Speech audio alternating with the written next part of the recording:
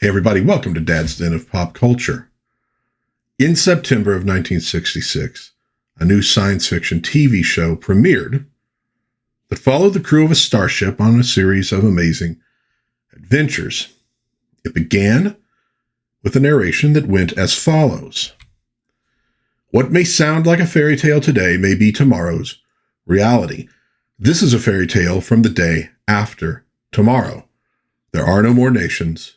There is only mankind and its colonies in space. People have settled on faraway stars. The ocean floor has been made habitable. At speed still unimaginable today, space vessels are rushing through our Milky Way. One of these vessels is the Orion, a minuscule part of a gigantic security system protecting the Earth from threats from outer space.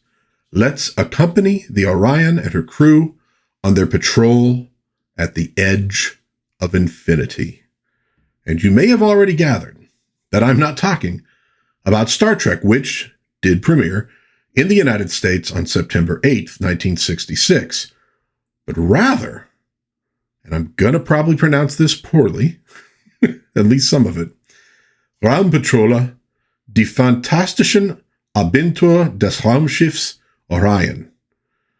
That is a mouthful. It translates roughly as Space Patrol, the fantastic adventures of the spaceship Orion, which premiered about a week later on September 17th in West Germany. Yeah, we haven't had the Germanys reuniting yet. It is still West Germany at this point. It is an excellent science fiction show in its own right, but it also provides an opportunity to compare two shows with similar premises that premiered at almost the same time on different continents, which of course means that one could not influence the other or inspire the other in any way, although obviously both of them were inspired by a lot of the science fiction novels, short stories, etc., movies of the time period. So the same inspirations, but let's see how two different groups of people took that inspiration and turned it into science fiction show about a spaceship and its crew. All right. Well, Space Patrol Orion, as it is sometimes called, concerns the crew of a spaceship capable of faster than light speeds that operates between the years 3000 and 3003. Now, unlike Star Trek's Enterprise, the Orion is actually based on Earth, or rather in a military base beneath the ocean on Earth. This means we get to see more of the military and a little bit of the government structure of this future than we do in Star Trek, which of course takes place on the periphery of known space. The Orion is classed as a fast space cruiser, the newest design in Earth's fleet, somewhat like the Enterprise, whether you're calling it a Starship class or Constitution class. The ship is commanded by Major Cliff Alistair McLean, a man of American descent with Scottish ancestry, who has been in the space fleet for 15 years. He is played by Dietmar Schoenherr. Okay, Captain James T. Kirk, of American descent, probably been in Starfleet, maybe a little more than 15, but about 15 years. There's a little bit of similarity there. Now, like Kirk, McLean has a fiercely loyal crew, and he often annoys his superiors by veering from their orders to get important things done.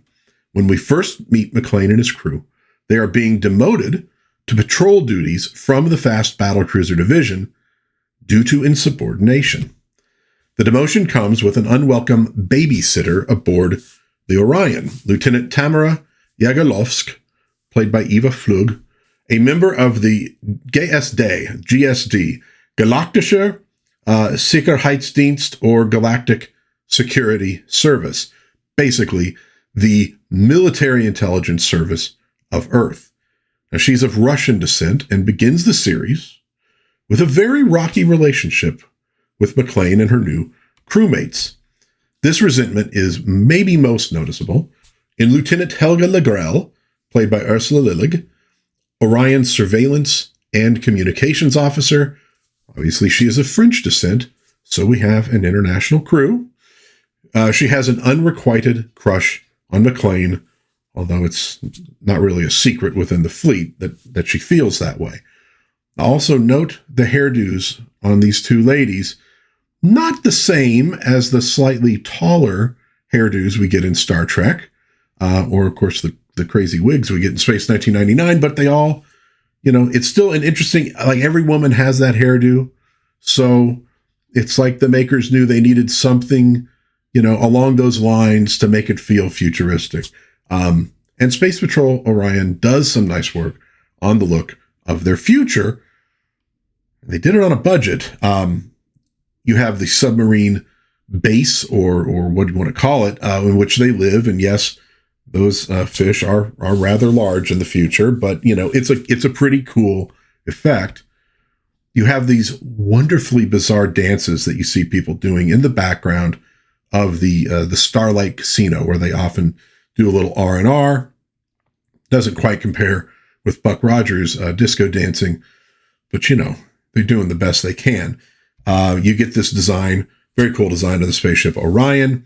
Notice it is composed entirely of a saucer as opposed to the a little more unorthodox design of the USS Enterprise.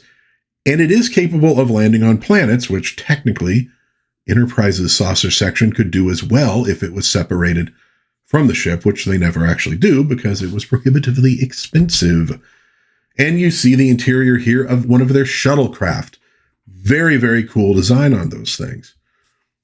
The Orion's bridge, apparently, again, small budget. They basically went out and found all sorts of hardware and kitchen goods and whatever they could find and found a way to make it work, which honestly, they did on Star Trek as well.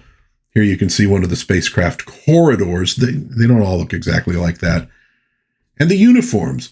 Now, different colors and emblems for the fleet versus the GSD, but I think they work. They're pretty nice. The fleet uniforms were, I believe, like a dark blue, maybe a navy blue, while the GSD wore gray. But same minimalist kind of concept as Star Trek, just without all the bright colors. And of course, this show was in black and white, so that really makes sense. They almost remind me actually a little bit more of what you got in Star Trek The Next Generation. But excellent stuff, and again, done on a very small budget. The Orion's crew is rounded out by Lieutenant Mario De Monti, played by Wolfgang Volz, a computer specialist and weapons officer, dude who likes to party, apparently of Italian descent. Lieutenant Hasso Sigbjornsson, played by Klaus Holm, engineer. He's the only married man in the crew of Scandinavian descent. And Lieutenant Atan Shubashi, astrogator and star cartographer, owner of number 264, one of the last 367 poodles left on Earth. Now, he is of Japanese descent. And I know what you're saying. Poodles are almost extinct. No, I know what you're saying. Atan does not look particularly Japanese. Well, that, of course, is because he is played by a German, Friedrich Beckhaus. You get this diverse crew of nationalities, but all the roles are played by Germans, and they don't make any attempt to make them look like anything but, Germans from the 1960s. Now, I don't know much about the German film industry in 1966. They might not have had an Asian actor, that could fill the role, that would have had the right look or what have you. I don't know. But when you're looking at something more than 1,000 years in the future, you also have to accept that with no national borders anymore and people mixing like crazy, a person of Japanese descent may not look Japanese 1,000 years from now.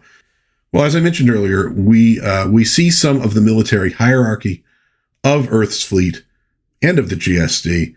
General Winston Woodrow Wamsler, played by Benno Sterzenbach, is McLean's commanding officer. He's the guy who hands down the demotion to the TRAV, the Terrestrische Raumaufklärungsverbände, or Terran Space Reconnaissance Division. Those Germans like those compound words. He's probably of English or American descent. Now, while Starfleet may or may not have had a female captain of a starship, there's arguments about that. This show definitely did. General Lydia Van Dyke, played by Charlotte Kerr, Cliff's original commanding officer in the Schnelle Kampfverbände, Fast Battle Cruiser Division, Very cool character. Commands the spaceship Hydra, apparently of Dutch descent, but I liked her quite a lot. And perhaps the most important among this high command is Oberst, which means Colonel, Hendrik Villa, played by Friedrich Joloff. He is the head of the GSD, and thus Tamara's superior officer. He is apparently of German descent, and his state security force definitely feels more like something you'd get in Germany than you would necessarily in, say, the United States. Joloff does an awesome job in the role. Very calm, very intelligent, always in control of himself. And they're traits that are very effective in the final episode of the series, which I'm not going to talk about at all because it is so good. I don't want to spoil it for people. Well, the show was created by Rolf Honold and Hans Gottschalk, who went under the name W.G. Larson, directed by Theo Metzger and Michael Brown, music composed by Peter Thomas, and cinematography by Kurt Hasse and W.P. Hassenstein. Now, I know these names probably don't mean anything to like an American audience, but I want to call them out because they created a really, really good series, and they deserve the credit. Now, the series only runs for 7 episodes and was broadcast on ARD from September 17th, 1966 to December 10th, 1966. The episodes fit into the 60-minute time slot, the same as Star Trek, and it apparently got very good ratings in West Germany, went into lots of reruns, and achieved a cult status there. Now, in addition, the series was expanded into books, 145 novels, and a film was made in 2003 that alienated the fan base because it played it for laughs instead of providing the serious sci-fi that made the show popular. Sounds familiar, doesn't it? Yeah, it's not just in the United States. Well, the first episode launches the series really nicely. We get a few cool things in this one. We get to see how the Orion launches, including the sort of like air traffic control, the landing bay, and the way a funnel is created in the sea, because remember, this is an underwater base, that permits the launch from that base. You also get an idea of the scale of the ships. You can kind of see those little lines down there are people near that part that extends from the ship down. They'll use that again when they land on ships. So you can kind of get an idea of the scale. That saucer section is probably maybe smaller than the one on the Enterprise, but maybe not by a lot. The initial working relationship between the Orion crew and Tamara is established in this episode, and it evolves over the course of the series. So there's character development. There is a scene at one point in the galley, the sort of lounge, push some buttons, get some grub out of there, kind of similar to Star Trek's take on the process, although obviously without the tribbles. The crew ends up running into, on their patrol. So this is the first of their patrols. They're not happy about it. They feel like they're being wasted. Their talents are wasted on basic patrol duty, but they run into an old satellite that has been damaged by a solar storm. Now, McLean wants to destroy it as it's screwing up radio transmissions in the area, and it's thus a hazard. Tamara opposes this as it's quite expensive. You don't want to just destroy it, and there might be a maintenance ship on the way. They argue, and ultimately McLean relents, but making sure he leaves a log as to why he did not destroy this dangerous space junk. So right off the bat, she's there to make sure these guys follow orders to the letter and to make sure they're not going rogue. So right off the bat, we get this fight between the two of them, and she wins this one. Now, I want to also note the video screen on the table they're looking at. So Star Trek Enterprise, you have the big, video screen up on the wall. This it's a smaller bridge. It's a smaller, because this is the entire crew of the ship. There's nobody else below decks or anything like that.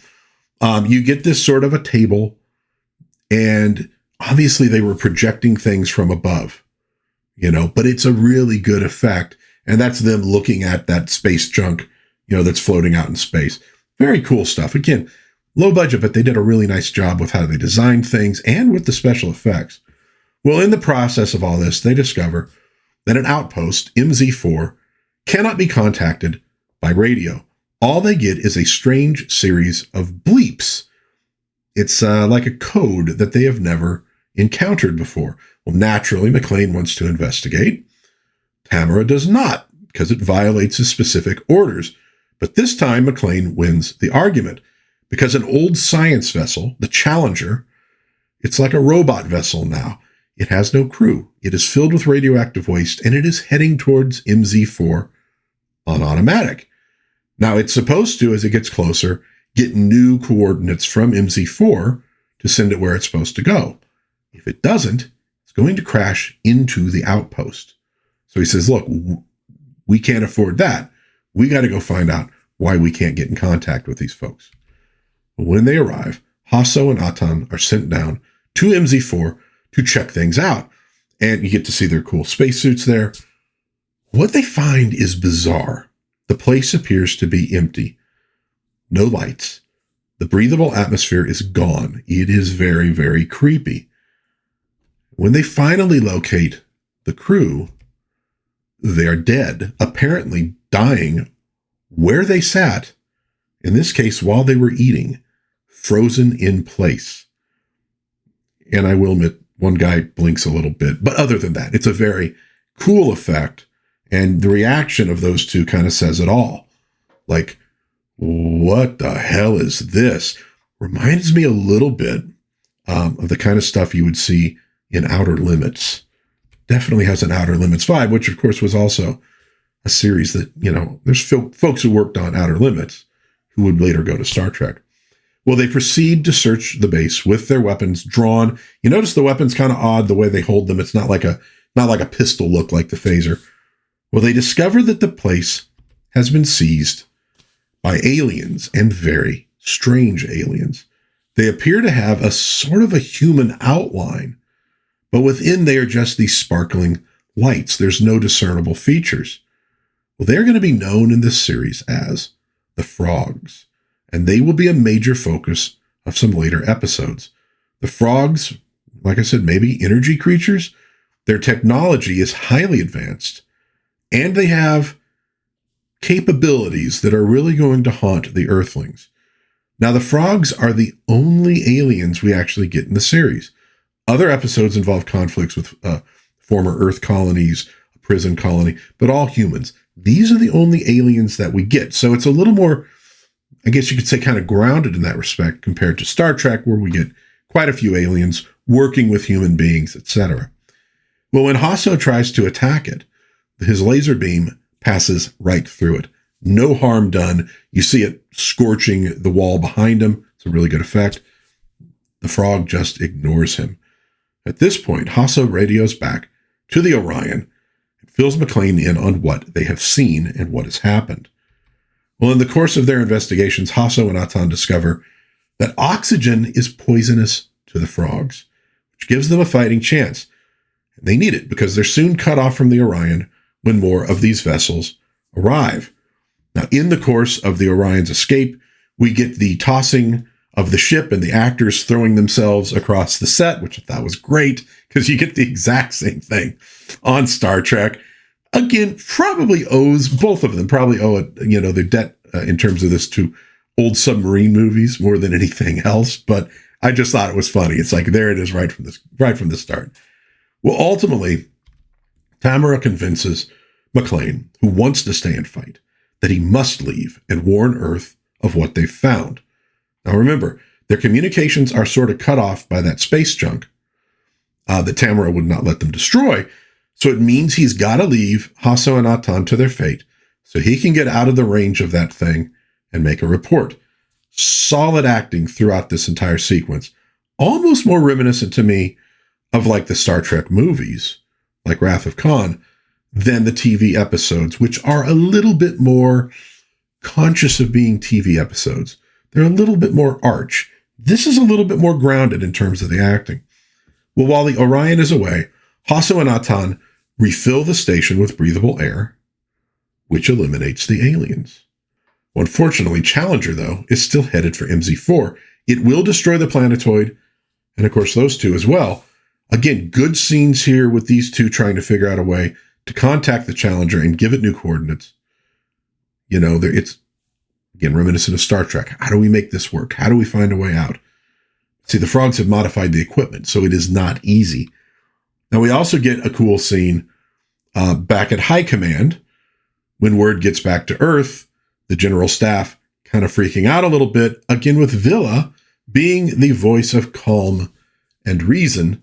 They decide they have to send a fleet to destroy the planetoid. So now you got two things going on that could end up killing Hasso and Aton. So how does this one end? Well, you really should watch it to find out yourself. I mean, it's only an hour, and there's only 7 of these episodes. So, I don't want to spoil everything for you, but I did want to at least give you a taste. Now, further episodes explore the problems with robots on a mining colony, a story called Keepers of the Law. I love the design of the robots. I think it's just really, really smart, really cool. There's a couple irascible former colonies of the Earth they have to deal with. So I kind of like that this is not the sort of positive federation that we would at least kind of get a feel for in Star Trek. This is, there have been a couple galactic wars. Earth does not necessarily have the best relationships with some of its former colonies. This is probably due, at least partly to, in the United States, you have the New Frontier era, JFK, etc., inspiring writers of Star Trek. But over here we have the post-World War II German writers. Different experiences. And they're the ones creating Space Patrol Orion. In one episode, we have the crew captured by a prison colony that's in revolt. Really lovely piece of work there, that design. Very well done. And we have further predations by the frogs, winding up in a really amazing finale. I'm not going to say anything about it, really. It really should be watched and not described. I'd say even if you don't watch anything else, watch episode 7. It's well worth your time. So the stories in Space Patrol Orion are different from Star Trek. Both adult, kind of sci-fi. But Orion is less speculative and maybe philosophical. It's a little more concerned with the politics of the future, people trying to survive and thrive. So again, some of the same themes you're getting in Star Trek, but maybe from a slightly different angle. You could say it's maybe a little bit more like Deep Space Nine than Star Trek, the original series. But honestly, seek out this strange new series, sci-fi fans, because it's really, really good. You can find some episodes with English subtitles on YouTube.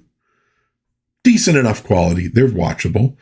Obviously, it's going to be hard to get it any other way. I mean, you can find some episodes on YouTube in German as well. If you speak German, you'll be fine. But, and I know a lot of people don't like subtitles, but I'm telling you, if you're a sci-fi fan, if you're a Star Trek fan especially, you really want to check this one out. I've watched it now twice. I will watch this one again and again, I think, over the years. Really well done. The characters they're very real. That's what got me about this show. It's very grounded. The way they give each other crap, they're friends, but they have their little arguments, etc. Again, a little like Star Trek, but just a little more grounded in terms of the acting. Really like everybody on the show. The stories are interesting. Some of the science is a little iffy, which was common in sci-fi, even back then and even today, honestly, but not so iffy as that it destroys the show for you. I think you will really enjoy Space Patrol Orion. Give it a look. That'll do it for this review. Let me know in the comments what you think. If you enjoy this review, please give it a like, maybe subscribe, maybe share with a friend. That would be very cool. But until next time, God bless everybody. Please be kind to one another. Have a little bit of fun out there. Watch a little German sci-fi. Only 7 episodes, man. You got the time. And I will see you again soon, hopefully, in Dad's Den of Pop Culture. Bye-bye.